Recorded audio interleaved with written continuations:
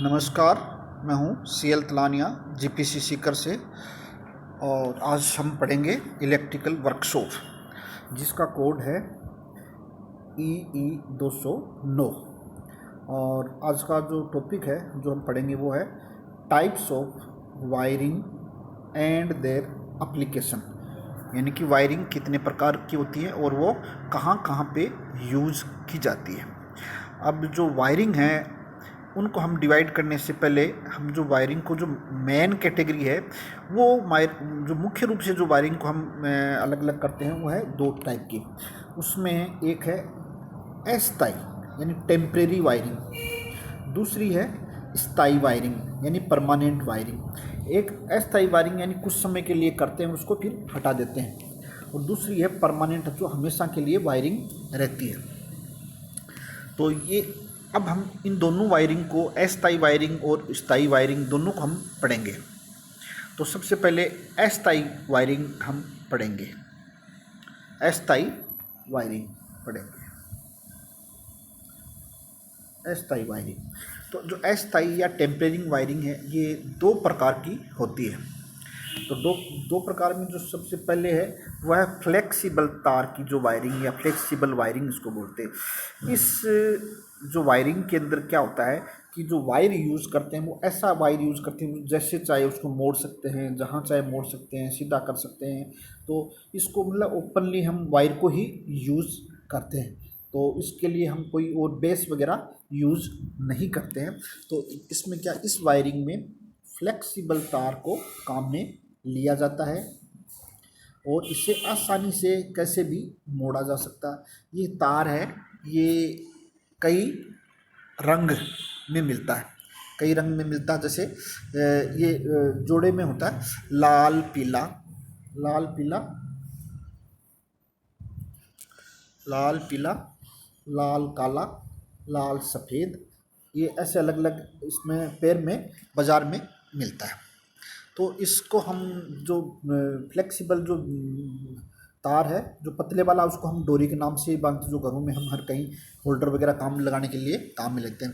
तो ये जो फ्लेक्सिबल तार है इसके अंदर क्या तांबे के तारों का प्रयोग किया जाता है, और इसे अस्थायी कार्यों के लिए, अस्थायी कार्यों के लिए पेंडेंट होल्डर लटकाने के लिए, लैंप को कुछ समय लगाना हो तो काम में लेते हैं, या लाइट का डेकोरेशन करना हो तब भी इसको काम में लेते हैं, या फिर किसी कोई जो फंक्शन होता है, फंक्शन के लिए टेंट लगाना हो तो वहाँ फ्लेक्सिबल तारों का ही प्रयोग किया जाता है। तो यानी कि इसके अंदर फ्लेक्सिबल तार काम में लेते हैं, और ये किसी फंक्शन में, टेंट में, कोई कहीं भी कोई जो कुछ समय के लिए काम लिया जाता है, जैसे कोई मेला लग गया, कोई सर्कस लग गया, तो उस टाइप के इस हम काम में लेते हैं कुछ जगह के लिए। तो इसके लाभ क्या, इस वायरिंग के लाभ क्या हैं? तो लाभ, ये वायरिंग कम समय में की जा सकती है, यानी कि टाइम, इसमें टाइम की बचत होती है। दूसरा पॉइंट है कि ये वायरिंग सस्ती होती है, यानी इसके अंदर केवल तार का प्रयोग करते हैं और ज़्यादा इसके अंदर बेस कोई हम इसमें काम में नहीं लेते हैं। उसके बाद में इसके जो हानियाँ हैं, हानि क्या क्या है? तो हानि के अंदर क्या है, इसके अंदर तारों से इंसुलेशन हटने का हमेशा डर रहता है, यानी तार ऊपर से छिल सकते हैं हट। तो दूसरा, इसके अंदर जॉइंट है वो मजबूत नहीं रहते हैं। तीसरा, यानी कि तार की जो लाइफ है, उम्र है, वो कम होती है। चौथा है, इसमें इलेक्ट्रिक शॉक लगने का डर, यानी झटका लगने का इसके अंदर डर रहता है, क्योंकि इंसुलेशन हटता है, किसी का हाथ लग जाए तो इसके अंदर झटका लग सकता है। अब इसके बाद इसमें हम सावधानी क्या रखनी चाहिए, इस वायरिंग को काम में लेते हुए सावधानी क्या रखनी चाहिए? तो सावधानी के अंदर इसको हमें जहाँ पे नमी हो, जहाँ पे आग लगने का खतरा हो, या ऐसे ही जहाँ पे धातु का प्रयोग किया हो, वहाँ पे इस वायरिंग को नहीं करना चाहिए, अवॉइड करना चाहिए इस वायरिंग को। और अब ये जो आपकी थी पहली थी वो क्लीट, वो आपकी जो अस्थायी वायरिंग के अंदर पहला था फ्लेक्सिबल। अब दूसरी जो है इसके अंदर वो है अस्थायी वायरिंग। अस्थायी वायरिंग, क्लीट वायरिंग। दूसरी टाइप की अस्थायी वायरिंग है वो है क्लीट वायरिंग। क्लीट वायरिंग, क्लीट वायरिंग, इसके क्लीट के नाम से ही ये पता लग रहा है कि इसके अंदर क्लीट का यूज़ किया जाता है। तो ये वायरिंग भी अस्थायी प्रकार की, पूर्ण रूप से अस्थायी प्रकार की होती है। इसमें पोर्सिलेन्स की बनी हुई क्लीट का प्रयोग किया जाता है। अब ये जो क्लीट है ये कई प्रकार की होती है। एक 2 वे, 3 वे, 4 वे प्रकार की होती है। ये क्लीट 2 वे, 3 वे, 4 वे ये क्या होते हैं? जो क्लीट जिसमें से जितने तार निकालने होते हैं, जैसे सिंगल फेज है तो न्यूट्रल और वो आपका फेज आ गया, 3 वे में 3 के फेज, 4 वे के अंदर 3 फेज, एक न्यूट्रल आ गया। तो जितने इसके उतने अंदर खांचे, उतने उसके अंदर खांचे बने हुए होंगे क्लीट के अंदर। और अब देखो इसके अंदर क्या कि क्लीट का जो क्लीट होती है वो दो प्रकार की, दो क्लीट के दो भाग होते हैं, दो भाग। तो जो पहला भाग होता है जिसके अंदर खांचे बने होते हैं उसको हम बेस बोलते हैं। जिसको हम क्या बोलते हैं? बेस। जिसको हम बेस बोलते हैं।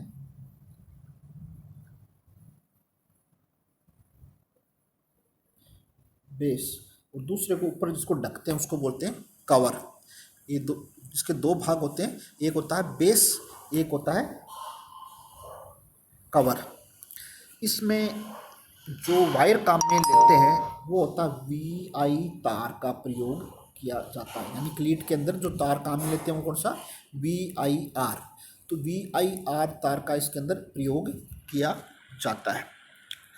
अब इसके अंदर क्या है कि जो इसका जो बेस भाग है उसमें से VI तार को गुजारा जाता है। बेस भाग में से VI तार को गुजारा जाता है, बाद में कवर भाग से ढक दिया जाता है। यानी बेस में उतने खांचे बने होंगे जितने तार गुजारने हैं और उसके ऊपर इसको कवर से ढक देंगे। और जो VI तार है उसका जो पूरा नाम है VIR का वो है vulcanised Indian rubber. Vulcanised Indian rubber. वर्तमान में इस वायरिंग का प्रयोग अत्यंत ही सीमित होता है। आजकल ये वायरिंग कम प्रयोग करते हैं।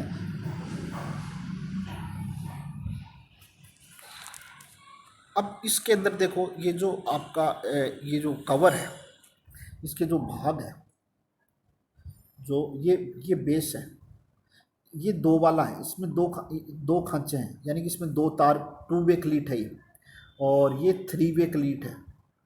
यानी ये नीचे बेस है, ऊपर कवर, यानी इस तीनों में से तार गुजार दें, इसको ऊपर से बंद कर दिया था सब पेच वगैरह की सहायता से। अब इसके अंदर इसको वायरिंग कैसे करते हैं? जहाँ पर क्लीट वायरिंग करनी होती है, जहाँ पे क्लीट वायरिंग करनी होती है उस दीवार पर पहले मार्किंग कर लेते हैं। यानी जहाँ जहाँ से अब वायरिंग हो वहाँ पे हम मार्किंग करेंगे। मार्किंग करने के बाद क्या है, 40-50 सेंटीमीटर की दूरी पर लकड़ी की गिट्टी लगाते हैं। यानी 40 से लेके 50 सेंटीमीटर का गैप रख के उस मार्किंग के ऊपर लकड़ी की गिट्टी हम होल करके ठोक देते हैं और उसको पैकिंग कर देते हैं।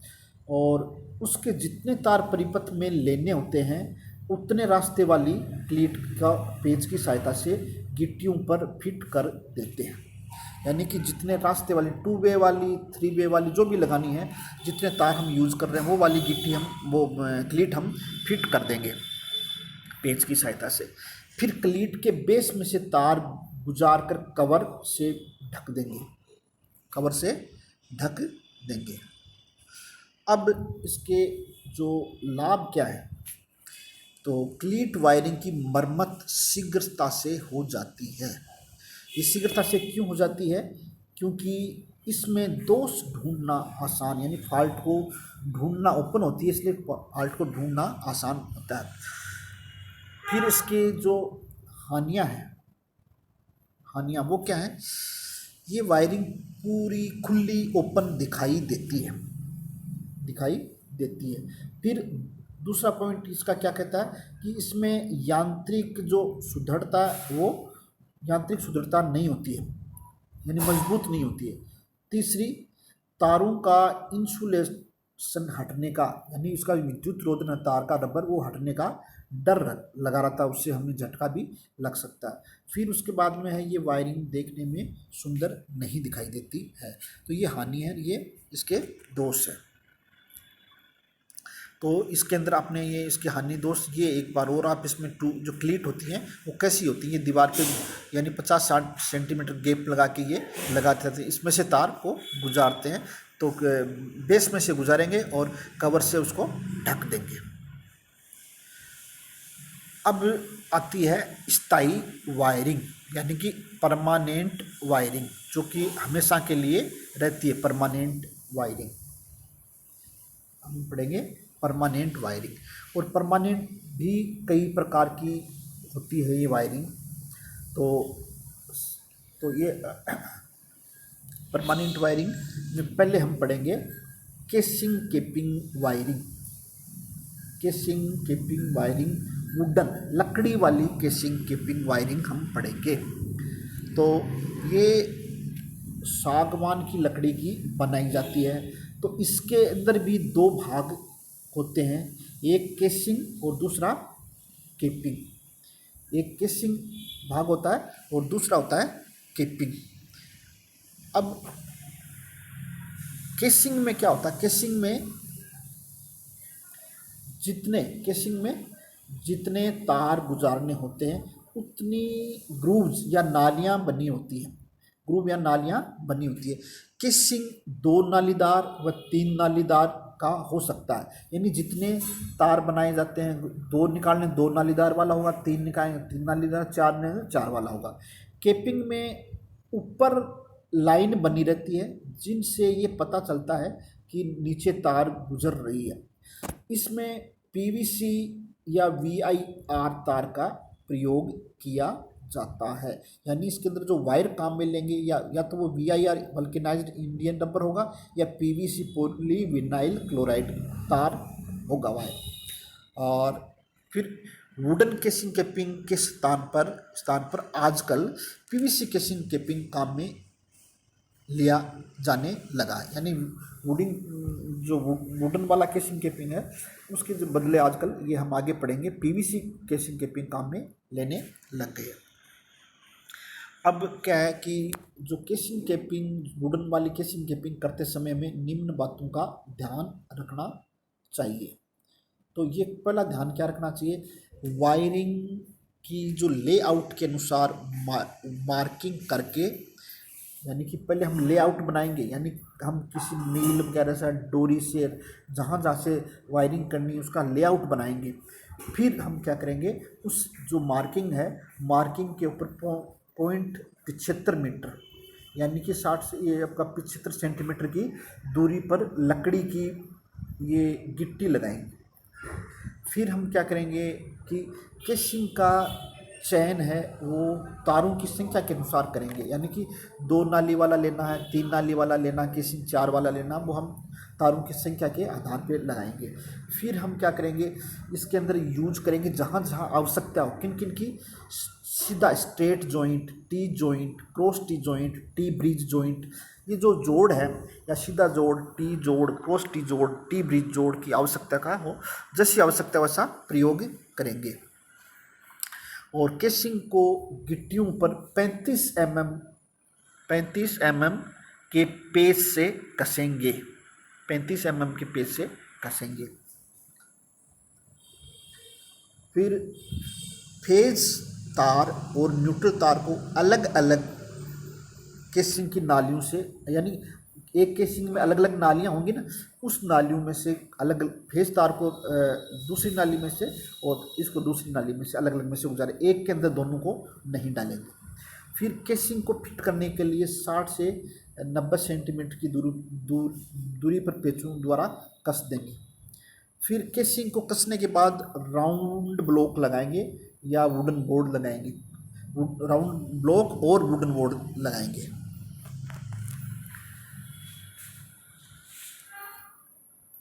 इसके बाद में जो वुडन बोर्ड है वो फर्श से, वुडन बोर्ड है उसको हम फर्श से 1.5 मीटर की दूरी की ऊंचाई पर कसेंगे, यानी कि बोर्ड को फर्श से 1.5 मीटर ऊंचा लेना है।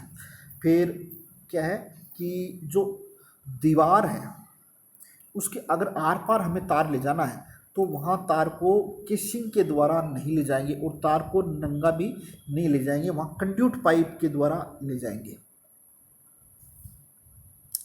फिर वायरिंग के बाद केसिंग के केपिंग पर हम पेंट कर देंगे।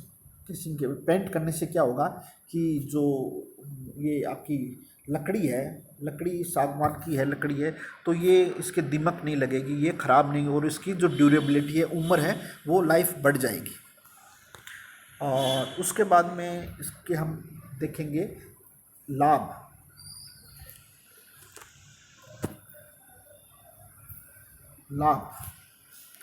लाभ में जो पहला है पॉइंट है वो है कि ये वायरिंग ड्यूरेबल होती है। ड्यूरेबल का मतलब लंबी चलने वाली, लॉन्ग लाइफ होती है इसकी। फिर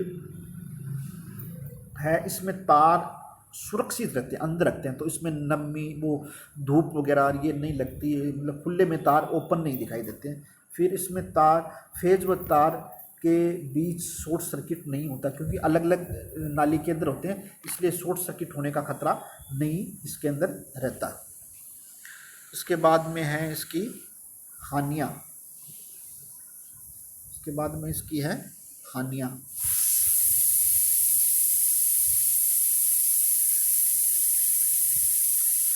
हानियाँ में क्या है कि इसको अग्नि, जहाँ पे आग लगने वाले स्थान, जहाँ चांस होता है कि वहाँ आग लग सकती है, तो वहाँ ये वायरिंग सही है, वहाँ नहीं लगाएं इसको। फिर दूसरा पॉइंट इसका, इसमें समय अधिक लगता है, टाइम ज़्यादा लगता है, क्योंकि ज़्यादा इसमें एक्सपर्ट जो कारीगर, लेबर, वो भी इसमें जरूरत पड़ती है। फिर तीसरा, इसमें खर्चा बहुत ज़्यादा होता है। और इसके बाद में इसमें सावधानी क्या रखनी चाहिए, तो सावधानी के लिए इसमें क्या है, इसको नमी वाले स्थान पर, ये वायरिंग उपयुक्त नहीं है तो उसको नमी वाले स्थान पर या आग लगने वाले स्थान पर इसको यूज़ नहीं लेना चाहिए। इसके बाद में अपना ये आ गया PVC casing capping wiring. PVC पहले हमने पढ़ा था वुडन, लकड़ी वाली, अब पीवीसी की केसिंग केपिंग वायरिंग तो पढ़ेंगे। तो क्या कि वर्तमान में जो लकड़ी की केसिंग केपिंग का स्थान पीवीसी केसिंग केपिंग ने ले लिया है। इसके जॉइंट भी पीवीसी के बने होते हैं। इसमें पीवीसी की बनी गिट्टियों का प्रयोग किया जाता है, यानी इसके अंदर जो गिट्टियाँ हैं उसमें हम लकड़ी की गिट्टियाँ यूज़ करते थे, आजकल पीवीसी की बनी गिट्टियाँ होती हैं, उनका प्रयोग हम कर सकते हैं। फिर गिट्टियों के बीच की दूरी 60 सेंटीमीटर रखते हैं। और इस वायरिंग में जो प्रयुक्त बोर्ड और राउंड ब्लॉक होते हैं वो भी पीवीसी के बने होते हैं। फिर वायरिंग करने का जो तरीका है वो जो वुडन लकड़ी की केसिंग केपिंग की तरह ही होता है, लगभग सेम आपका होता है। फिर इसके अंदर जो सावधानी वगैरह है वो क्या रखनी चाहिए, सावधानी क्या रखनी चाहिए, जो हम पीवीसी जो यूज कर रहे हैं वो आईएस मानक या आईएस स्टैंडर्ड की होनी चाहिए, यानी जो पीवीसी केसिंग है आईएस मानक की होनी चाहिए। फिर इसके बाद में केसिंग केपिंग 3 मीटर लंबी व सीधी होनी चाहिए, यानी कि हम जो केसिंग केपिंग यूज करते हैं तो लंबी 3 मीटर की आती है और साथ में सीधी, टेढ़ी नहीं होनी चाहिए, उसमें बैंड नहीं होना चाहिए, सीधी होनी चाहिए। फिर गिट्टियों का प्रयोग 60 से 90 सेंटीमीटर की दूरी पर होना चाहिए। फिर इसके अंदर अर्थ वायर का भी प्रयोग इसमें करना चाहिए। और धूप और वर्षा जहाँ पे आती है ऐसे स्थान पर इसका प्रयोग नहीं करें, जहाँ पे ज़्यादा धूप या वर्षा आ रही है उस जहाँ पर उसका प्रयोग नहीं करें। और दीवारों में से आर पार अगर आपको ले जाना है तो तार को गुजारने के लिए कंड्यूट पाइप का ही प्रयोग करें। अब इसके हम देख रहे हैं कि इसके लाभ क्या है। जो केसिंग केपिंग पीवीसी वाली है उसके लाभ क्या है। तो ये जो वायरिंग है देखने में सुंदर लगती है, इसमें दीमक का प्रभाव भी नहीं होता, वायरिंग में लेबर कम होती है, नमी का प्रभाव नहीं होता है। और इसके बाद में जो इसकी हानि है वो क्या है, ये वायरिंग जो हानियाँ हैं उसमें क्या है कि इस वायरिंग की अग्नि से सुरक्षा करनी पड़ती है, यानी कि आग से इसको खतरा हो सकता है। फिर दूसरा पॉइंट इसका है कि केसिंग को कंसील्ड वायरिंग में काम में नहीं ले सकते, यानी अगर आपको अंडरग्राउंड लेना हो तो वहाँ पे इसको हम काम में नहीं ले सकते। अब इसका उपयोग क्या है, तो ये उपयोग है, ये स्थायी वायरिंग के अंदर काम आती है और ये घरों में कई जगह आपको रेजिडेंशियल के अंदर काम में आ सकती है। तो ये थी वायरिंग। तो वायरिंग के अंदर हमने ये दो तरह की वायरिंग पढ़ी, परमानेंट और टेम्परेरी। तो टेम्परेरी के अंदर हमने दो वायरिंग पढ़ी, जो कि एक थी फ्लेक्सिबल वाली। ये देखो हमने यहाँ से जो वायरिंग की जो मेन टाइप थी वो है दो है, अस्थायी और स्थायी। अस्थायी के अंदर दो टाइप की होती है, फ्लेक्सिबल तार वायरिंग और दूसरी होती है क्लीट वायरिंग। और ये क्लीट वायरिंग हमने पढ़ ली। उसके बाद हमने शुरू किया स्थायी परमानेंट वायरिंग। तो ये 7 प्रकार की होती है, लेकिन इसमें हमने आज पढ़ी है केसिंग केपिंग वायरिंग वुडन वाली और केसिंग केपिंग वायरिंग पीवीसी वाली। तो ये हमने पढ़ी है। बाकी की जो वायरिंग है वो हम नेक्स्ट वीडियो के अंदर पार्ट इसका 2 के अंदर हम पढ़ेंगे। आज के लिए इतना ही, धन्यवाद।